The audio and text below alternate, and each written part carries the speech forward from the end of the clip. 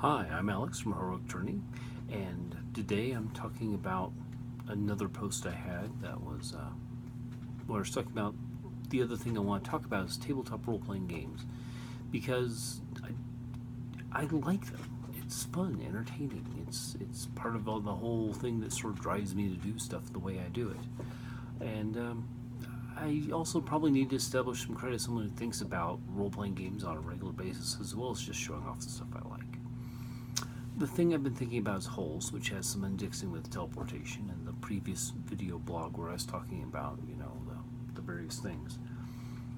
For this talk, this is loosely based on the inspiration from the B&B second edition, written way back in 1982. I've heard that they're working on a third edition release, but it should be interesting. I played with my high school chums for a while, then dropped out using the system, and just post 9/11 ran into an incredible campaign I'm not sure I could ever find online again, which started me thinking about V&V differently. And I wrote those thoughts down because this was before Monkey House games appeared on the map. I spent years loosely monkeying with things and thoughts in a few campaigns, posted reviews or previews in 2008, and really did nothing with it.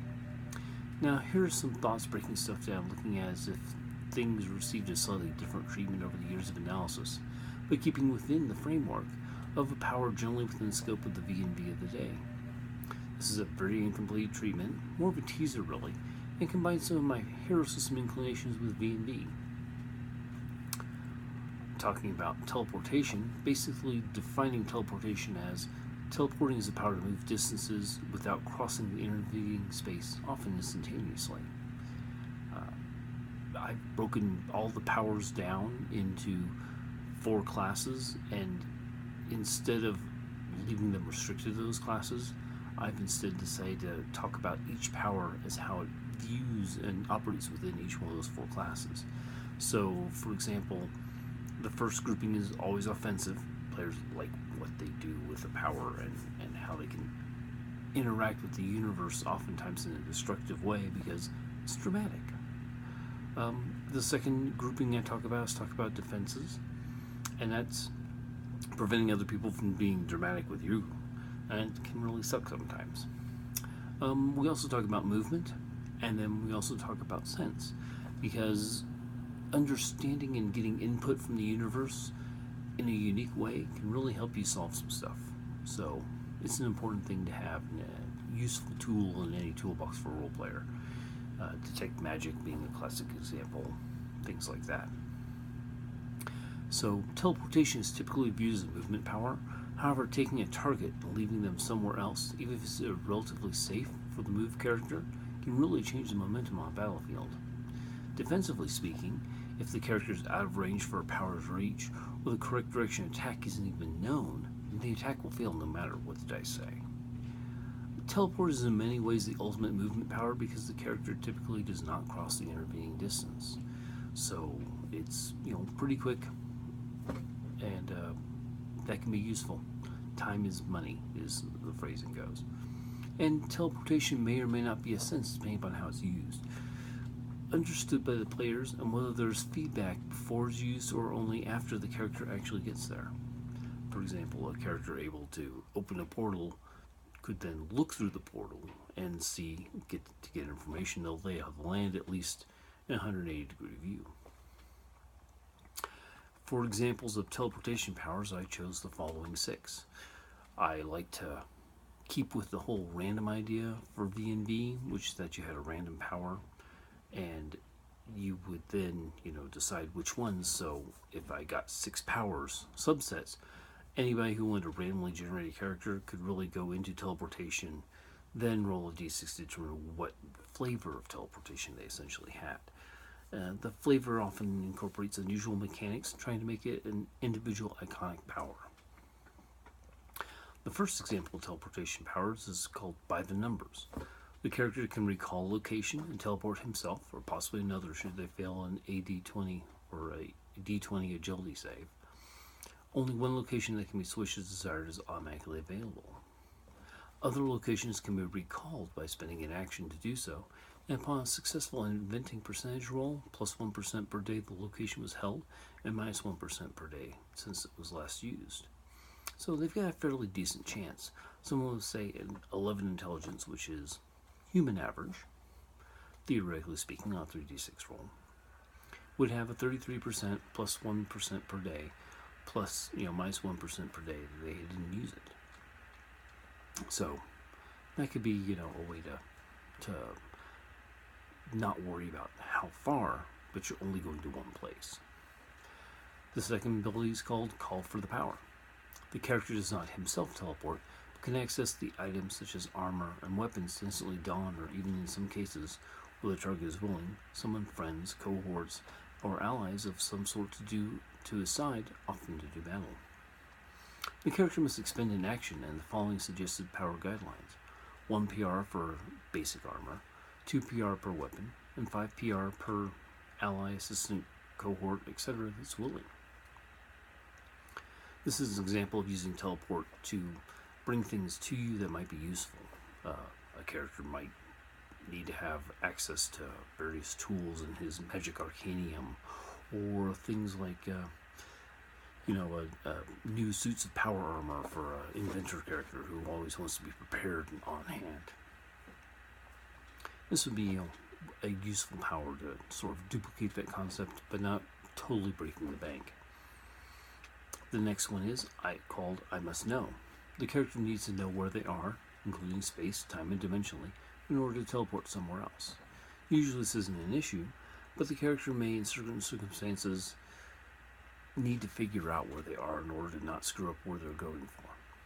The character does instantly know what and when there have been changes to the universe's fabric, even if, like in the case of a different dimension, the change would not be instantly obvious or have included himself being changed. But the information at least eliminates some possible locations, as well as allowing previous information uncovered to still be of use. This power still has the same limitations and inferences of the regular teleportation power. It might almost be considered like a weaker version of the standard teleportation power, so you may want to have it cost half or less power every time it's used, making it more useful and allowing greater distances at a reasonable cost. But if the character gets lost, then they've got a challenge to meet. The next one's called Make It Go Away. The teleporter can, by making a special attack on the wave or transformation attack charts and expending the appropriate variable cost, can send an opponent's non-inherent weaponry away. Typically this is limited to things like guns or wands, or within strength divided by 2 inches, but could include certain pieces of armor or even rings or the like. Basically, if the item can be removed without causing the target harm, then it's typically a viable target. A variant of this could cause the weapon itself to be destroyed, or to end up in the possession of the teleporter, really shifting the balance of power in many cases. Removing an item and sending it randomly away, 1d10 inches away and in 1d10 direction, costs 8 PR. Twisting or destroying the item costs 6 PR, and sending it to their own or an ally's grasp costs 12 PR. These are sort of balanced in order to make sure that there's a reasonable opportunity. It could be, for example, a special fighter trick, or a single-use sort of magical spell designed to take it and really change the way the characters interact with each other. If the players have this done to them, they'll kind of be unhappy about it. Totally understandable, but that's the reason why it's a special attack, and I do believe there's also the saving throw included. So, some balances there, give people an options.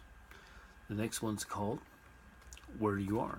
The character knows where they are, including space, time, and dimensionally, which is what the character needs to know in order to teleport somewhere else. The character typically does have the base ability to teleport as listed in the main power, otherwise the power would not be very useful. But it's unlikely to be misdirected without knowledge after the fact. There may be special powers or situations that can negate this ability, but this usually can be rectified by exploration, much like lost dimensional travelers do. Although it's really close to the previous power, this power again is sort of trying to get into the whole sense idea. I think these powers weren't necessarily all that well developed initially, because it teleports down further on my list in the T's, and things in the A's really got in-depth detail. The last one, For those of you keeping track, the sixth power, such a way you could roll 1d6 to determine which one randomly you have, is called Three Steps to the Door. I stole that line as a lyric off of a very famous song you might recognize. It's basically a teleport dodge. -3 to anyone aiming attacks of the teleporting character per 1 power spent to avoid attacks, up to -9 to be hit or evasion, whichever is the lesser of the two. This gives a really hefty defense to the teleporting character. Similar to like a super speedster's dodge or other things like that is sort of what we're aiming for here, to give people an idea of different ways to use teleportation powers in the game. So that way it's not just, oh, I move here, I move there, I move wherever. This gives the player a chance to do things. It could also incorporate ideas like, for example, a portal shield that they could use to like block incoming attacks or deflect, different sorts of hostile activities that could be used against them.